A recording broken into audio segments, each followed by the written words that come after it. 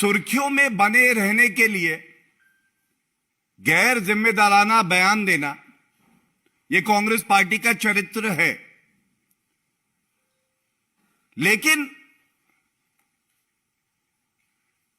आप भारतीय सेना के खिलाफ बोलेंगे, यह भारत बर्दाश्त नहीं करेगा। यह भी सब जानते हैं कि आदरणीय प्रधानमंत्री श्री नरेंद्र मोदी जी से राहुल गांधी और कांग्रेस पार्टी को नफरत है। लेकिन श्री नरेंद्र मोदी जी से नफरत करते करते ऐसा प्रतीत होता है कि राहुल गांधी और दिग्विजय सिंह अब अंधे हो गए हैं। उनको अपनी जिम्मेदारी का एहसास भी अब नहीं है। देश के लिए भक्ति भाव भी जो है वो समाप्त हो गया है। और जिस तरह के बयान दिग्विजय सिंह ने आज दिए और कहा कि सेना surgical strike, Balakot air strike का प्रमाण दे, वो प्रमाण नहीं आया। तो कुछ अहम बातें जो देश के हर नागरिक के दिल की बात है, जो भाव है, वो मैं आपके समक्ष रखूंगा। ऐसा लगता है कि श्री नरेंद्र मोदी जी जो मजबूत नेतृत्व भारत को दे रहे हैं और हमारी वीर सेना जो पूरे विश्व में सबसे ज्यादा वीर है, अपनी वीरता दिखाती है और आतंकी मुल्क को घुस के ठोकती है, तो एक तो दर्द होता है उस पड़ोसी मुल्क को, पाकिस्तान को। और सालों साल से ये जख्म कांग्रेस पार्टी के हृदय में भी अभी भी है। ये दर्द साफ प्रतीत हो रहा है। मैं आज राहुल गांधी, मल्लिकार्जुन खड़गे जी, सोनिया गांधी, इन सबको तथ्यों के आधार पे कुछ याद दिलाता हूं। जब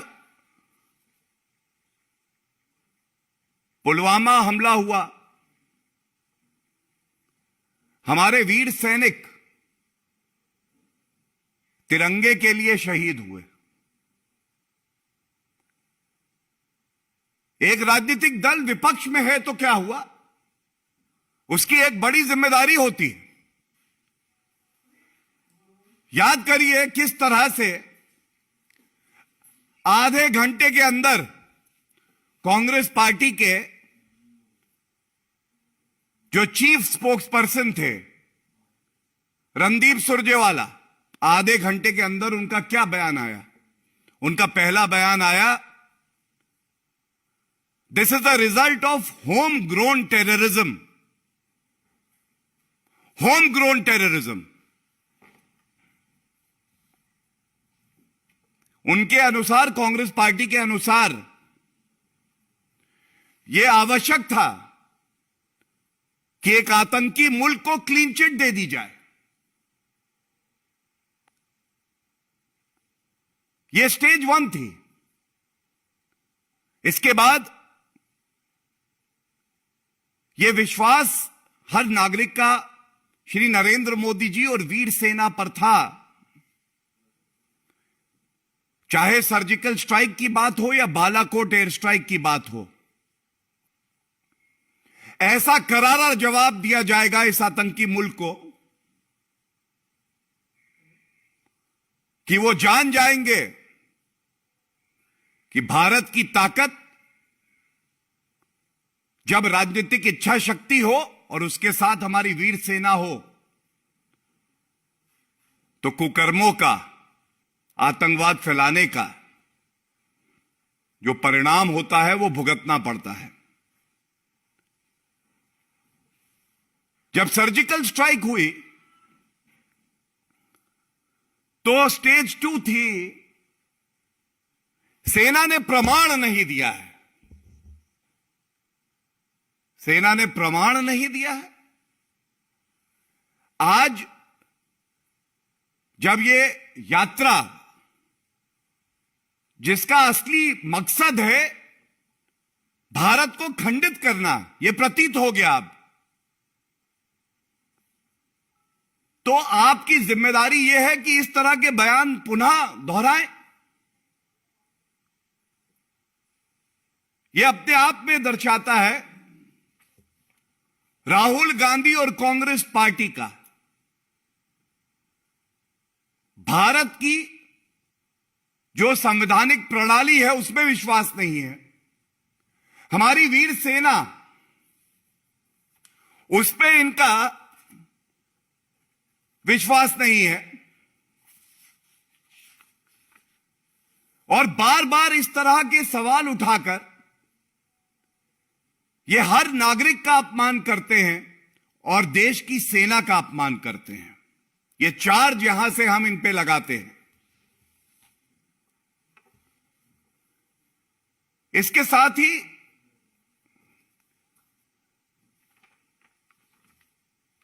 मैं ये भी आपको बता दूं कि केवल सवाल रणदीप सुरजेवाला या राहुल गांधी ने नहीं उठाए, शीर्ष नेतृत्व जब इशारा करता है तो इस तरह के बयान आते हैं। सैम पित्रोदा, उन्होंने पुनः पाकिस्तान को क्लीन चिट देते हुए कहा, पुलवामा हमले के लिए पाकिस्तान को जिम्मेदार नहीं ठहराना चाहिए। क्या कार्रवाई हुई उन पे? इसी कड़ी में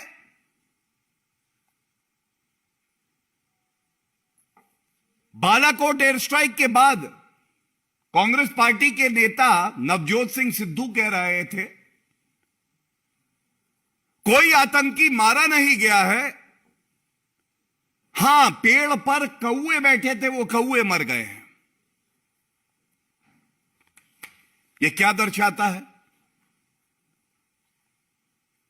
जब भी हमारी वीर सेना अपना पराक्रम दिखाती है तो सबसे ज्यादा दर्द उस देश को होता है जिसको सबक सिखाया जाता है, जो कि पूरे विश्व में अपनी आतंकवादी गतिविधियों के लिए जाना जाता है। और दर्द यह दुखद है कि यहां भारत में जो विपक्षी पार्टी है कांग्रेस पार्टी को होता है। इसके बाद स्टेज 2 के बाद स्टेज 3 आई। स्टेज 3 क्या थी? स्टेज 3 यह थी कि आरटीआई लगाई। आरटीआई में देखिए, राहुल गांधी और दिग्विजय सिंह जी को सब पता है, वो सोने का नाटक करते हैं। आरटीआई क्वेरी हुई, उसमें पूछा गया सेना से, तो डीजीएमओ ने जो उत्तर दिया वो मैं आपके समक्ष इसलिए रख रहा हूं, ये बार बार कहते हैं कि प्रमाण दो, खाता ना बही जो सेना हमारे देश की कहे वो ही सही। सवाल था, how many surgical strikes were carried out from 2004 to 2014, provide me with year wise list with country name. And तीसरा प्रश्न था, how many of our brave soldiers have lost their lives in surgical strike. तो पहला जो उत्तर दिया वो दिया, Indian army concluded surgical strikes along the LC on September 29, 2016. No Indian soldiers lost his life during surgical strikes. And इसके बाद जो बिल्कुल स्पष्ट कहा कि इससे पहले सर्जिकल स्ट्राइक नहीं हुई है। तो सबसे पहला क्लेम था कि पाकिस्तान को क्लीन चिट दो, इसको अंदरूनी आतंकवाद बताओ।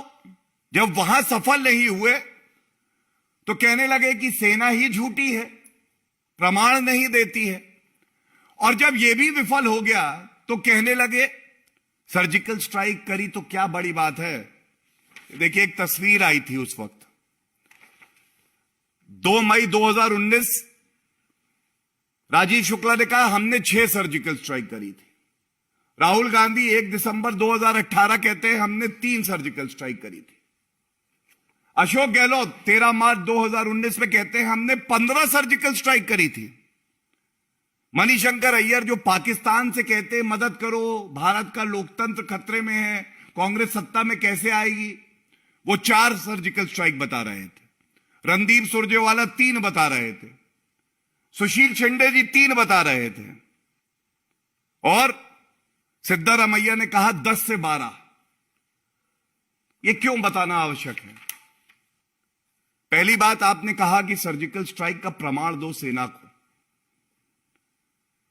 सेना पे विश्वास अटूट होता है, अडिग होता है, राजनीति से परे होता है। अगर सेना ने कह दिया सर्जिकल स्ट्राइक हुई है, उसका प्रमाण आप बार बार मांगते हो, यह अपने आप में दर्शाता है कि आपका विश्वास हमारी वीर सेना पर भी नहीं है। और जब सेना स्पष्ट कर देती है कि एक सर्जिकल स्ट्राइक हुई है, उससे पहले नहीं हुई है, तो आप राजनीतिक लाभ लेने के लिए बताने लगते हैं कि इससे पहले भी 12 हुई, 15 हुई, 3 हुई। मकसद यह है कि अगर देश मजबूत हो रहा है, देश में ऐसा राजनीतिक नेतृत्व है जिसकी नीति है जीरो टॉलरेंस फॉर टेररिज्म, तो आपको सबसे ज्यादा कष्ट होता है। और इसीलिए आप इस तरह का चाहते हैं कि वहम हर किसी के मस्तिष्क में, मन में हो, लेकिन वहम केवल और केवल कांग्रेस पार्टी के अंदर है। भारत का नागरिक अपने राजनीतिक नेतृत्व पर और भारतीय सेना पर पूरा पूरा विश्वास करता है। यह बताने के बाद आज एक बात जो बिल्कुल स्पष्ट है, मैं राहुल गांधी जी को याद दिलाना चाहता हूं, 26/11 का आतंकी हमला भारत पर हुआ, हमारे देश पर यह एक हमला था। और रिस्पॉन्स में फर्क क्या था, मैं यह बताना चाहूंगा। तत्कालीन air chief marshal Fali Homi Major ji ने तत्कालीन प्रधानमंत्री मनमोहन सिंह जी से कहा, हम आतंकी मुल्क को नेस्त नाबूद कर देंगे, आप हरी झंडी दीजिए। लेकिन सेना के हाथ बांध दिए गए। और यह दुख की बात है कि एक सांसद राहुल गांधी, जो पूर्व में अध्यक्ष रहे हैं, उपाध्यक्ष रहे हैं कांग्रेस पार्टी के, बड़े ही प्रतिष्ठित अखबार ने एक खबर निकाली, 26/11 के हमले के बाद जब पूरा देश एकजुट था, उस वक्त राहुल गांधी नाच गाना कर रहे थे सुबह तक। रिस्पॉन्स 0। इसलिए नहीं कि हमारी सेना तैयार नहीं थी, लेकिन जो हिम्मत होनी चाहिए, जो 56 इंच की छाती होनी चाहिए कि सेना को खुला हाथ दे दो, वो तय करेगी क्या जवाब देंगे। वो भ्रष्टाचारी, निकम्मी और जिनकी नियत में खोट है, उस कांग्रेस पार्टी की सरकार में वो इच्छा शक्ति नहीं थी। और ये बदला क्या, 18 सितंबर 2016 भारत की अखंडता पर हमला होता है। जब आतंकवादी हमला होता है, 28 सितंबर 2016 सर्जिकल स्ट्राइक हुई 10 दिन बाद। पुलवामा का हमला 14 फरवरी 2019। देश की विपक्षी पार्टी हो तो क्या हो, तंज कस रहे थे, कहां है 56 इंच की छाती। 26 फरवरी 2019 बालाकोट एयर स्ट्राइक।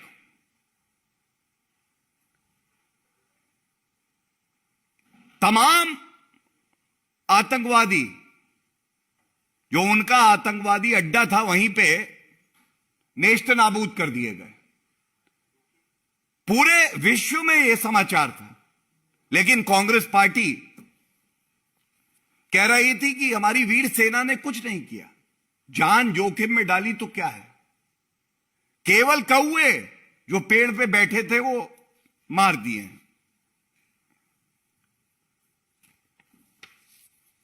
आज सवाल यह है कि आप राजनीति करिए, लेकिन देश के प्रधानमंत्री पर, जो कि संवैधानिक पद है और जनता आशीर्वाद देती है, उस पर आपका भरोसा क्यों नहीं है। हमारी वीर सेना, an institution which is most respected in the world, which is the bravest in the world, which is completely apolitical, उस पर आपका विश्वास क्यों नहीं है। तीसरा बड़ा सवाल, आप भारत जोड़ो यात्रा की बात करते हैं और हमारा यह मानना है कि भारत अखंड था, अखंड है, अखंड रहेगा। जो जोड़ा है उसको जोड़ा नहीं जा सकता, लेकिन आपकी समझ देखिए, आपकी या तो मंशा में खोट है, नियत में खोट है कि आपकी ये यात्रा कश्मीर में होती है और पुनः कई वर्षों के बाद फिर से प्रमाण की बात की जाती है। इसी के साथ एक बात और उठाई गई, उन्होंने कहा अनुच्छेद 370 जो हटाया है तो बदला क्या। तो सबसे पहले तो मैं यह बताऊंगा, संवैधानिक दृष्टि से अनुच्छेद 370 जब संविधान निर्माताओं ने संविधान में डाला तो पहला शब्द जो था वो टेम्पररी था, अस्थाई। कांग्रेस पार्टी सत्ता में रही, इतनी हिम्मत नहीं हुई आपकी कि उस अनुच्छेद 370 को निष्क्रिय कर दें, संशोधित कर दें, हटा दें। और यह बात हमें गौरवान्वित करती है कि देश को श्री नरेंद्र मोदी जी जैसा यशस्वी प्रधानमंत्री मिला है, जो कि इच्छा शक्ति रखता है और अनुच्छेद 370 को संशोधित करके निष्क्रिय किया, हटाया। और दर्द आपको हो रहा है। लोकतंत्र में जनता के आशीर्वाद से बड़ा कुछ नहीं है, तो यह कहना भी गलत नहीं होगा, चाहे सर्जिकल स्ट्राइक हो, चाहे बालाकोट एयर स्ट्राइक हो। 2019 के लोकसभा चुनाव के परिणाम जब आए तो यह स्पष्ट हो गया कि देश की जनता भारतीय जनता पार्टी के साथ खड़ी है और वीर सेना के साथ खड़ी है। और जो लोग अनर्गल बयान लगा रहे थे, राजनीतिक दृष्टि से आज वो शून्य है, उनका अस्तित्व खतरे में है।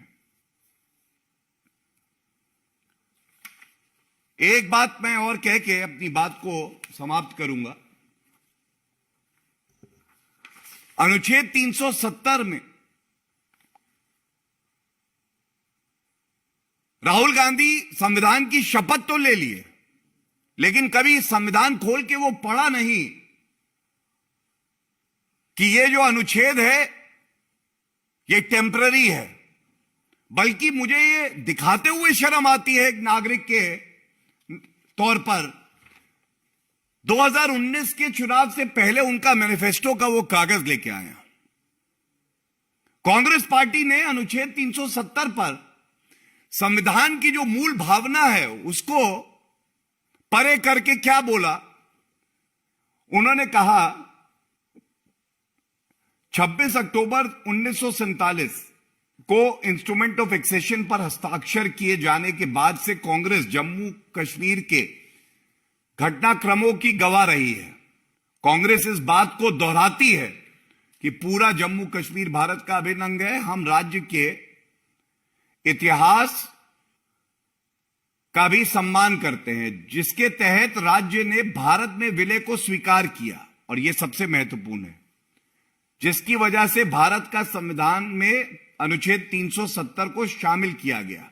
इस संवैधानिक स्थिति को बदलने की ना तो अनुमति दी जाएगी, ना ही ऐसा कोई प्रयास किया जाएगा।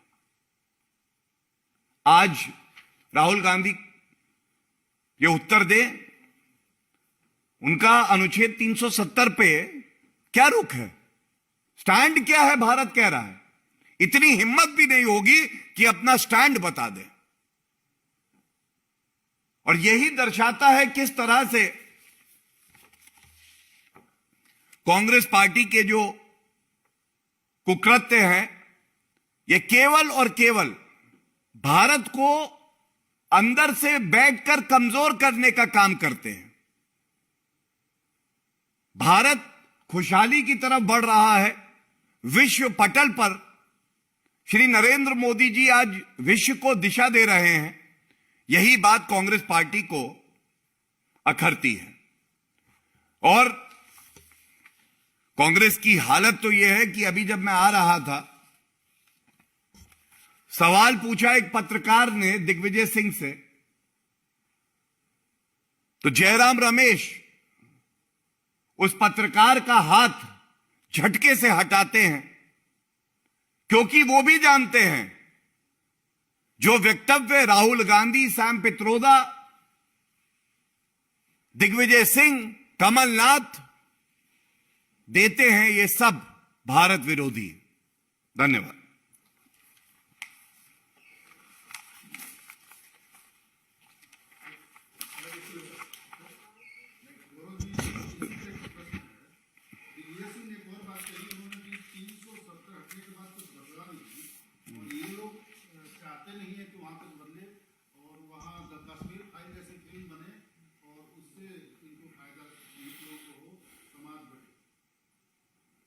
हाँ, देखिए, ऐसा है कि मैंने कहा ना कि श्री नरेंद्र मोदी जी से नफरत करते करते ये लोग अंधे हो गए। आप इनको संविधान दिखाइए, इनका अपना मैनिफेस्टो दिखाइए, या तथ्य और आंकड़े दीजिए, समझ आते हुए भी ये उसकी अनदेखी कर देंगे। लेकिन क्योंकि आपने प्रश्न किया है और ये मेरी जिम्मेदारी है कि मैं तथ्यों को आपके समक्ष रखूं, तो मैं केवल ये बताना चाहूंगा, दिग्विजय सिंह जी और राहुल गांधी को यह पता होना चाहिए, अनुच्छेद 370 संशोधित होने के बाद जहां 6 लाख टूरिस्ट जाते थे कश्मीर, अक्टूबर 2022 तक का मेरे पास आंकड़ा है, 22 लाख टूरिस्ट गए, 3.5 गुना ज्यादा पहले से। जो टेररिस्ट इंसिडेंट्स होते थे उसमें करीब 30% की कमी आई है। पत्थरबाजी 88% जो है वो कम हुई है, ये जब से अनुच्छेद 370 संशोधित किया गया है। वहां पे 70 साल में 15,000 करोड़ का निवेश आया और 2019 के बाद 3 साल में 56,000 करोड़ का निवेश। कहां 70 साल में 15,000 करोड़ और यहां 3 साल में 56,000 करोड़। और इसके साथ ही बहुत गर्व होता है जब कश्मीर का हमारा भाई, हमारी बहन सेना भर्ती के लिए उसमें हिस्सा लेती है और हमारी वीर सेना में सम्मिलित होकर देश की रक्षा करती है। यह एक बड़ा बदलाव है, लेकिन कांग्रेस पार्टी से उम्मीद रखना कि वो इस बड़े बदलाव को देखेंगे, समझेंगे और देश हित में कार्य करेंगे, बहुत ज्यादा की उम्मीद रखना है। धन्यवाद। गौरव जी, बस एक सवाल सर, क्योंकि आपने आर्टिकल 3 पे सारी बातें कही है सर। एक बात जो दिग्विजय सिंह ने कही है कि पहले से ये इंटेल था कि सीआरपीएफ के जवानों को एयरलिफ्ट करा लिया जाए, लेकिन एयरलिफ्ट नहीं कराया गया और प्रधानमंत्री आज तक इस बात का जवाब ना संसद में देते हैं ना कहीं और देते हैं। देखिए, ऐसा है कि आज भारतीय राजनीति में दिग्विजय सिंह जी वो व्यक्ति हैं जो अनर्गल बयान देना, गैर जिम्मेदाराना बयान देना और वो बयान देना जिससे नफरत जहर फैले, उसका प्रतीक बन गए हैं। मैं बहुत ज्यादा उस पर ना कहते हुए, क्योंकि संवेदनशील मामला है, एक बात जरूर कहूंगा। स्ट्रैटेजिक डिसीजंस जो होते हैं उसका निर्णय कौन करता है, और अगर कोई जानकारी है जो देश की सेना हो या राजनीतिक नेतृत्व हो, वो ये सोचता है कि इसको सार्वजनिक करने में देश को दिक्कत आएगी, तो क्या एक राजनीतिक दल की यह जिम्मेदारी नहीं है कि वो अपनी जिम्मेदारी को समझे और इस तरह के अनर्गल बयान ना दे? इसी को हल्की घटिया राजनीति कहते हैं। और दिग्विजय सिंह जी वो हैं अर्धबलीय सैनिक पे जो हाथ उठाते हैं, थप्पड़ मारते हैं। ये वो दिग्विजय सिंह हैं जो भारत को तोड़ने के लिए हिंदू आतंकवाद का आविष्कार और प्रचार करते हैं। मैं केवल इतना ही कहूंगा, राष्ट्रीय अध्यक्ष मल्लिकार्जुन खड़गे, उनकी एक बड़ी जिम्मेदारी है, वो आज देश को यह बताएं कि वो भारतीय सेना पर विश्वास रखते हैं या नहीं रखते हैं। और जब कश्मीर में ये भारत तोड़ो यात्रा है, तो इस तरह के बयान देना क्या दर्शाता है? एक तरफ गृह मंत्री श्री अमित शाह जी जब कश्मीर जाते हैं तो वो उन पीड़ित परिवारों से मिलते हैं जिन्होंने अपना कोई खोया है, उनके साथ खड़े दिखाई देते हैं। और दूसरी तरफ